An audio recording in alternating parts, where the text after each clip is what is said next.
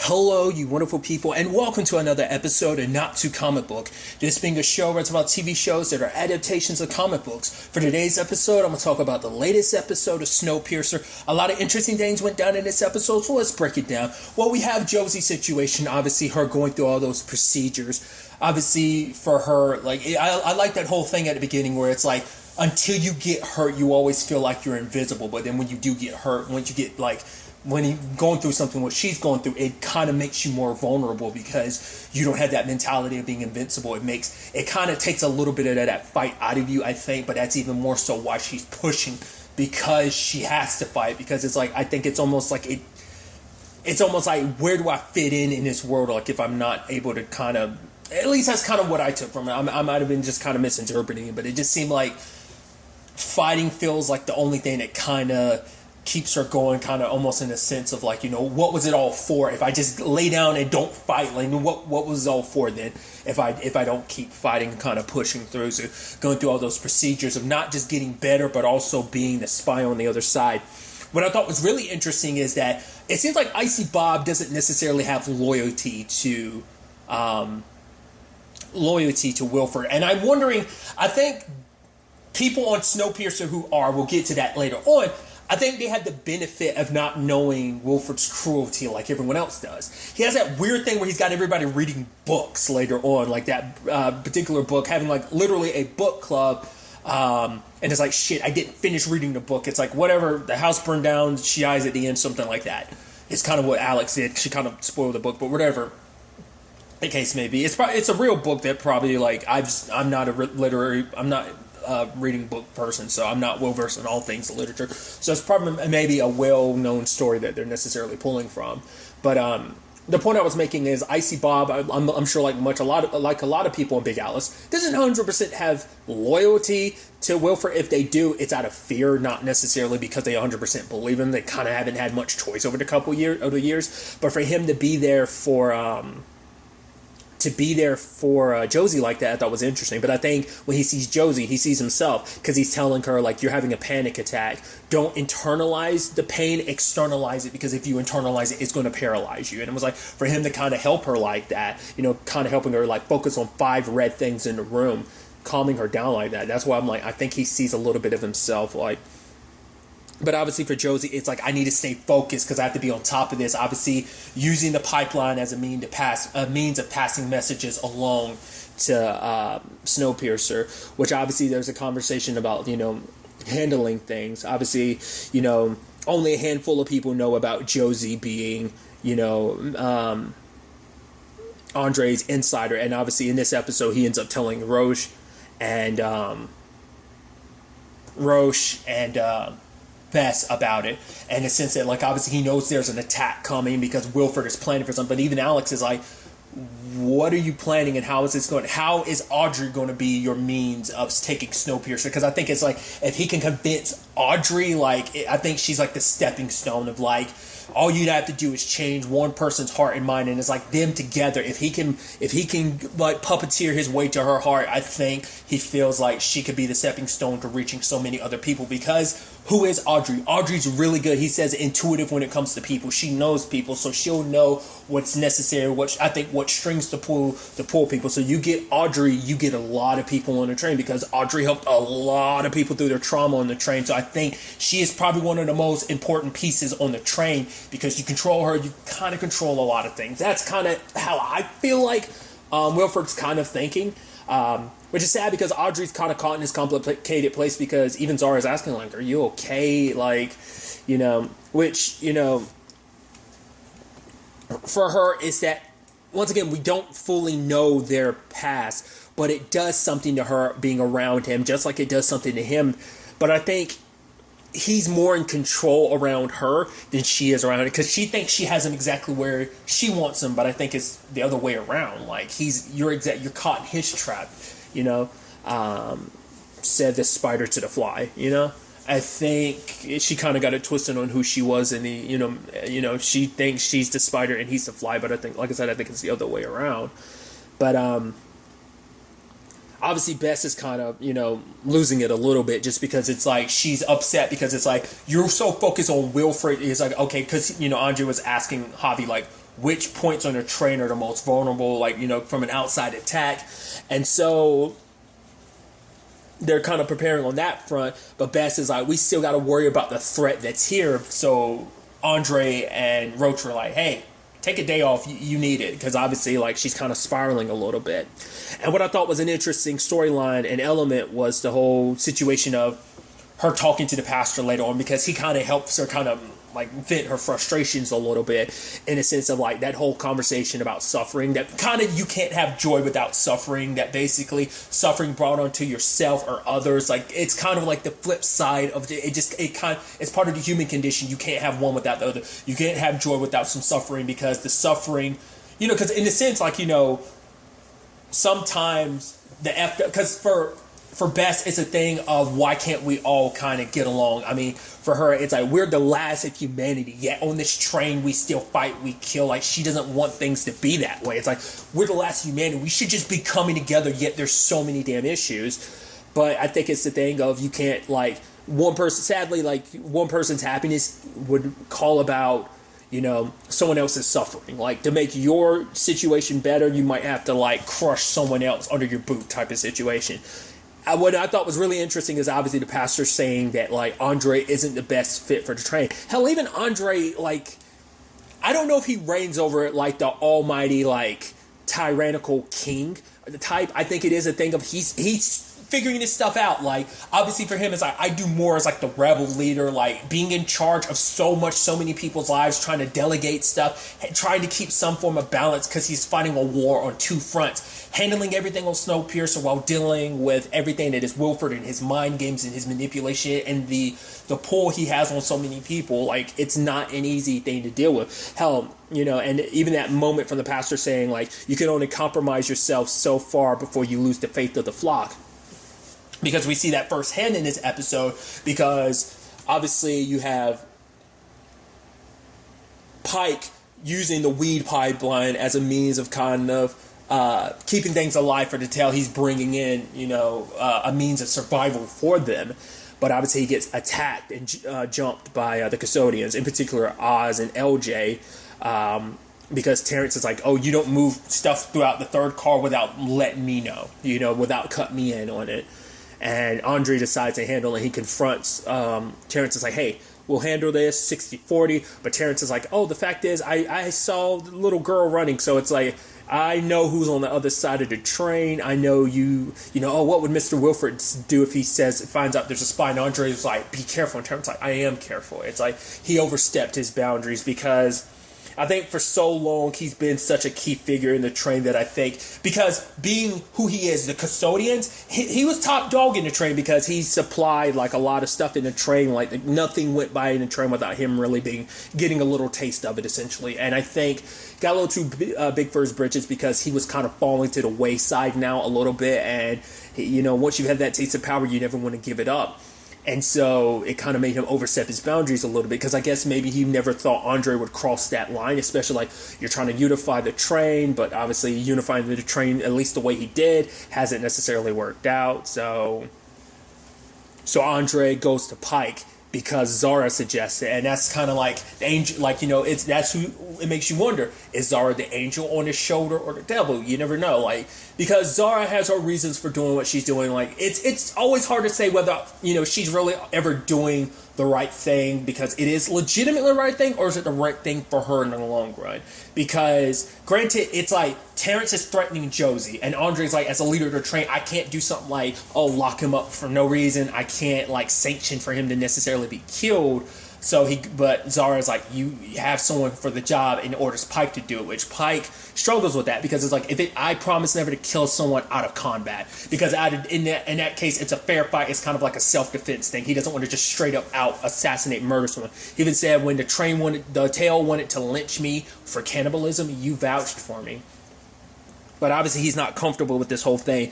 But for Audrey, it is, Josie's safety means a lot in many different regards. One, she's our sister. Like, she's from the tail. We look after each other. It's always been that way. But also, Terrence threatening her, he could expose her, not only killing our pipeline and source insight into what Wilford's doing. This is someone that's important to both of us that he's threatening.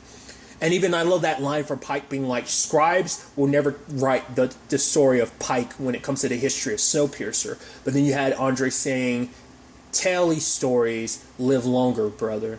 You know, it's like because saying like, no matter how the history of Snowpiercer will look back on this, the tale will always remember. The tale has a longer, because Snowpiercer is going to, I look at it as it's kind of suggesting like, what is history? History is written by the winners, so it's always going to be skewed a little bit. So it's like Snowpiercer is going to cut out the very murky bits in some of its history and kind of draw the line between its heroes and its villains. But the tale will always remember those who sacrificed, all those who did something for it, even the nasty, dirty parts of things, And so they set up the whole situation to get everyone to leave, Terrence alone so Pike can handle it himself. Because Andre shows up, walks by Oz and LJ kind of Bell, as well as everyone else, and Pike handles it himself, even giving Terrence a weapon. It's like, all right, I want to make this fair. He's calling for Oz, but Oz isn't there. It's like, nope, everyone's kind of going, pick up the knife. I want this to be fair. He's like, fine, I won't say anything about the girl. I'll take the 60-40 deal, but it's too late. Because the fact is that even though you're throwing that in as a bargaining chip, I won't say anything, you've already made that threat. And eventually down the road, what's to say that because we've already threatened you now that you won't use this as a means of trying, you won't go to Mr. Wilford as an opportunity to save yourself because we've already threatened. Like, that line's already crossed now. You made that threat and we're responding in kind. There's no going back for either one of us during this situation. We have to do what's necessary for the betterment of the train, for the betterment of everyone. And so it turns into a one-sided fight as Pike just kills him. He was like, I was trying to give you a chance to fight back, make this fair, but kind of took that, I guess that was like, I don't know if that was like a plaster thing or like a cement thing, whatever it was, put it in his mouth. That was brutal because it's filling up his head, his nose, and I think it was coming out of his ears too. Definitely his nose, and he was foaming at the mouth from it. And it's just, that's a brutal way to die because he got stabbed a couple times. But I was almost halfway expecting it to keep showing like his head expanding until his head exploded. I was expecting that. Didn't go that far. Makes you wonder if it was on any like. Obviously, the show still goes pretty damn far for being on TNT. Like, even I have that notion of, like, man, I didn't expect, like, TNT just didn't seem like one of those networks that would get that bloody. But, I mean, obviously, look, like, it goes places with some of its original content like this and Animal Kingdom, for example, But, I'm wondering, like, if this was on the other network, they probably would have focused on it or had led to, like, a head exploding type of thing. But now Pike kind of has to live with that, like, that shame about doing what, like, he doesn't want to be some assassin. He doesn't want to just, like, if he has to kill and fight for the betterment of the trade, he wants it to be in battle for it to mean something. Just killing someone like that, it makes it one-sided. It makes him more of an assassin than like, oh, I'm a defender, it's self-defense, I'm fighting for my people. It's the same thing, but it's different. It's not the same thing. Killing, because I'm sure for him, it's like that right there. Regardless of I gave Terrence, it wasn't a fair fight. It was murder. It was in cold blood. It was no fight, and so he's shaving everything off. I think this is the first time I've ever seen Stephen Ogg, one with a shaved head and also no facial hair. Whether it be him as Trevor from GTA or was it Simon from The Walking Dead? Like, anytime I've ever seen Stephen Ogg, he's got the full beard. And so this is the first time I've seen him like clean cut like that. It's kind of weird. Not something I'm used to. Like, I don't know if he's done stuff in the past where he has, but you do have Zara telling Andre that he made the right choice, but even he's not. It doesn't sit well with him because not only what he did, but I think it's also the fact that he feels guilty about putting Pike in that position. It's like, yes, Andre didn't sign up for any of this, but this is the situation. This is what he fought for, and it's like, you fought and lost so much to get here. Like, are you willing to, how far are you willing to compromise for, your greater good? And obviously, the train is the history of this train has been built on blood and lies. So it's the thing of like, well, what's one more? This one more could be the thing that breaks the camel's back, because people probably thought like, hey, things will be different, but to find out that, once again, they might view him as tyrannical because it's like, oh, you did something on a low like this that no one else knew about, And so that means you could do it all of us. It makes you want to paint Wilford as the demon and the monster, but you're just as monstrous as you want to paint him, you know? And this in turn could potentially sway so many people to turn to Wilford, because it's like they look at Audrey as not fit for the train. I mean, you even see the pastor kind of setting that up. But, you know, part of me was almost wondering, could he be like hinting that Bess should be the one to kind of take... I don't know if he was, or at least saying that someone else should. It's sad that these complications would come up when Melanie's not on the train. To be fair, you know, I don't know. I mean, Melanie made a lot of decisions she's not happy about either. It comes, you know, heavy is the head that wears the crown, you know? So... But another angle to this that complicates things is that they've sent up their 11th balloon, but there was no uplink from Melanie. And obviously it's like she wouldn't miss this, and it seems like it's on her end and not theirs. So now it's like, well, what do we do? Because that must mean the only reason why Melanie wouldn't send anything would mean that something happened to her. And so, yeah, they have enough data to kind of get some idea of the climate change, but it's still, you know, because obviously for Ben, it's like he cares about Melanie, so it's more so on that front. But also, like, this is the hope of humanity at stake here. So it's like, so what do they do? Because they're also supposed to be going back for Melanie, because they're also saying that this could be an opportunity for Wilford to kind of use this as a chance to be like, oh, like Melanie's going, like he'll do exactly what he wanted to be. I'm wondering what happened.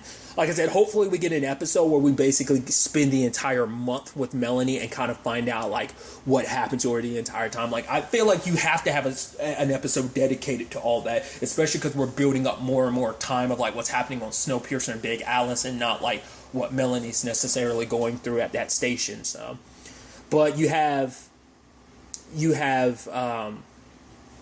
Ruth kind of being like, no, I know Melanie's okay, I believe that. I mean, this whole endeavor has been something that has given everyone hope on Snowpiercer. Hell, you even had that little thing where, like, the kids did that banner together, and it's like, oh, thank you, Melanie. Yeah, you're kind of our savior type of situation. And you had that lady who, I think she's from First, being, like, snide about it, being like, oh, the rehabilitation of basically Melanie's... standing on the train or whatever, and then Ruth being like, oh yeah, kids, we'll put it up somewhere where everyone can see it, and kind of looks at the lady, and the lady kind of smiles at Ruth, kind of like, haha. So I like that, kind of like being cheeky like that. But Ruth understands, like, obviously she doesn't want to lie, but obviously, you know, Melanie lied for 7 years to keep the train together, so like one more lie in the betterment of everything, it's like, you know.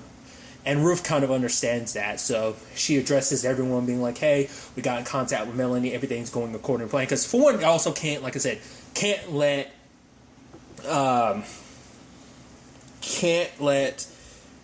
Wilford know the truth, because, you know, like I said, he'll use this as an opportunity. Granted, he has his opportunities, but we'll get to that soon enough.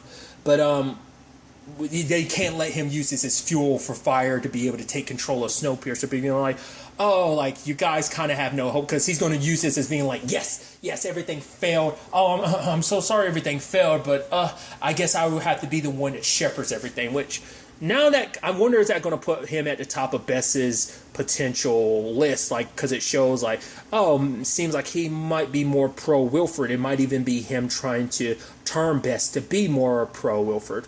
We'll kind of see in the long run. It seemed like their paths initially crossed, and it made him seem suspicious, but it seemed like everything kind of lent itself to like the Breachmen, but now it seems like everything might kind of come back to him. We'll see. Maybe he's just voicing his opinion, maybe he has nothing to do with it, but it just, I don't know, that line of thinking kind of is like, oh, that's kind of some dangerous line of thinking. Yeah, you might not like, I mean, it's just because he doesn't think Audrey should be leading doesn't necessarily mean he thinks Wilford should be. But like I said, we'll see where things kind of go on that front. So we also had Zara kind of taking over the addressing, and I love that it's like, oh, Tristan, you're fired from the addressing, and he's like, oh yes, thank God, I don't want to do this anymore. And Zara ends up, interestingly enough, be pretty good at it. So I think we're probably going to be seeing that a little bit more. Obviously, things kind of working on the up and up for her in the long run. Like I said, we'll see kind of where things with her and Audrey go.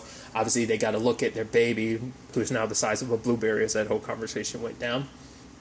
But on the Big Alice side of things, there was that, like I said, there was that whole book situation I thought was interesting, because obviously it's a story about like, oh, like how do do you trust our narrative heroine's perspective? And it's like, well, we don't know that much about her, but she talks about the ugly traits about herself, so maybe that kind of shows that, she can be trusted. But Alex's rebuttal to that was kind of interesting, where it's like, but all we know about her is that she's in love, and she's kind of obsessively in love. And if she can't trust herself, how can we trust her, And that, to me, once again, I've talked about that recently about a show, Tell Me Your Secrets, about like trusting kind of someone else's narrative in a story, and just how that kind of got twisted and turned into that. No spoilers if you haven't seen it, but like someone's narrative isn't 100% trustworthy in the story, their perspective on things. So I think it's kind of a similar vein, which obviously I think it speaks volumes about Wilford as well, and in his sense that his love and obsession with Audrey, even to the point he's blaring her music like all the time. Even later on, Audrey and Alex talk, and Alex is like, are those songs really about my dad? It's like, mostly. It's like, she's like, so you love him? It's like, it's complicated. And that's what I'm curious. Is Alex actually jealous of Audrey? Because I guess it's like, well, all she's ever had for so long is him. And I guess maybe it's even the thing of he gets to have somebody, but everyone gets to be his, It's like, we can never just have someone for ourselves. Like, everything has to be his, under his control, his eyes. I think maybe that's what that's kind of implying. It seemed like there might have been something where, like, Alex might not, like, her and, as she refers to, the second last Australian, because, like, her and Murray kind of hit it off last episode. But I'm curious, like, because I was wondering if there was something there. It seemed like there might be a relationship there, but I'm wondering, is it kind of something they keep away from Wilford, because he has to be up, like I said, everyone's business, because everyone's business is his, but his business isn't theirs. I don't know. I could easily be reading too much into that, but it just seemed like very personal, the way, like, the back and forth between her, the way they're looking at each other, like, it just seemed like they weren't just talking about the book, they were kind of talking about themselves. But Audrey was supposed to kind of get close on Big Alice so that she could swish some stuff around so that they could listen in on Wilford without him knowing, but obviously, like, she wasn't able to when the time came. There's even a whole situation of, like, Josie, like, supposed to take some meds so that she could be knocked out, but just so she could listen to the Headwoods conversation, because stuff was going down. And I thought it was interesting, too, where Icy Bob was like, you don't want to cross them. I didn't know whether he was saying specifically the Headwoods, or was he specifically just talking about everything in general. It seemed like he was talking specifically the Headwoods, so I'm like, are they a lot more Well, I think they're kind of like I think they're your literal Victor Frankensteins of the... I think that's probably the parallel they're going for, with Icy Bob kind of being the quote-unquote Frankenstein's monster of the train. They're very much the Victor Frankensteins of it. So I think it's just like they're kind of twisted, and they look at everything, as a scientific opportunity and stuff like that. But I think it was interesting, like, Josie taking what she learned from Icy Bob and didn't take the medicine so she could stay awake. Obviously having to stay through the pain and procedure, and they're like, well, did she move? Like, the fact that she was able to stay still enough despite everything, focusing everything, taking what Icy Bob taught her and applying it, so she was able to hear what what Wilford was up to, because whatever it was, Sykes came to tell them, hey, things are going according to plan, like, or at least the timetable's moved up, things are happening now. The Headwoods weren't too happy about it, and now it's like, it's something about the Breachmans is happening, so, like, Josie tries to warn Andre, gets the notice, they go to the head of the Breachman, and it's like, where are the others? And it's like, my friends are out, and it's like, and then we see them systematically all assassinated. So the thing was never about, like, the Breachmen were never, which is sad, they were actually, like, devoted to Wilford, and they were sacrificial pieces, because the point wasn't the breach, which also shows they're not the ones that are on Wilford's side, because we still have no idea who the hell that is, but they were able to systematically make that happen. Maybe Wilford was able to get word out, much like Andre's got his trade route, maybe to get messages across. Maybe Wilford's got his own pipeline. We don't know how the hell he managed that. Like, maybe there's someone else on the train that's not, or maybe that trade route works two ways. I don't know. Maybe there's a secret signal that's been getting through.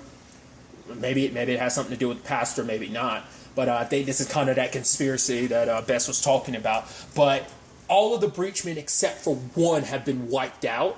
And I think maybe that's the whole point, because whatever's about to come, the breachmen won't be ready for it.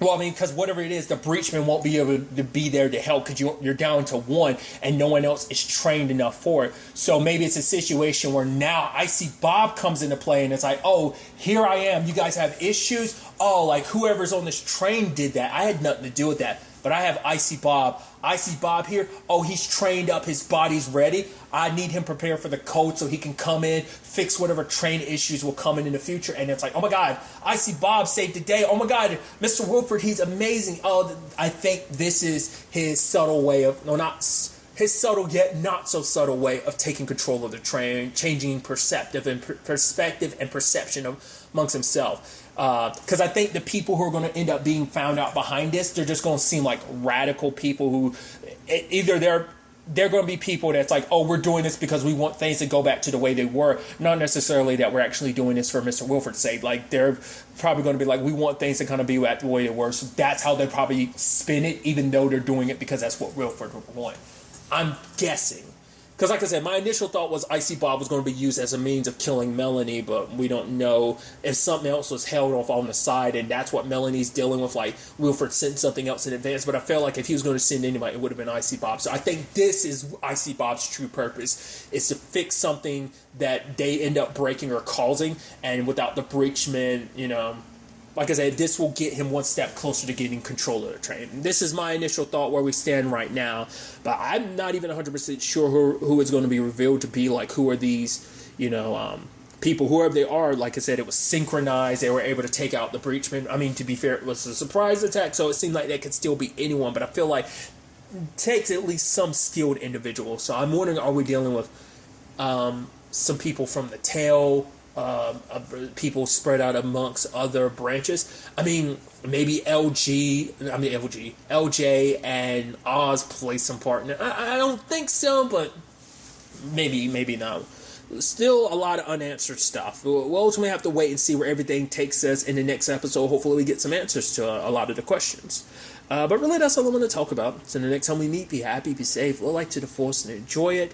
Good day and goodbye.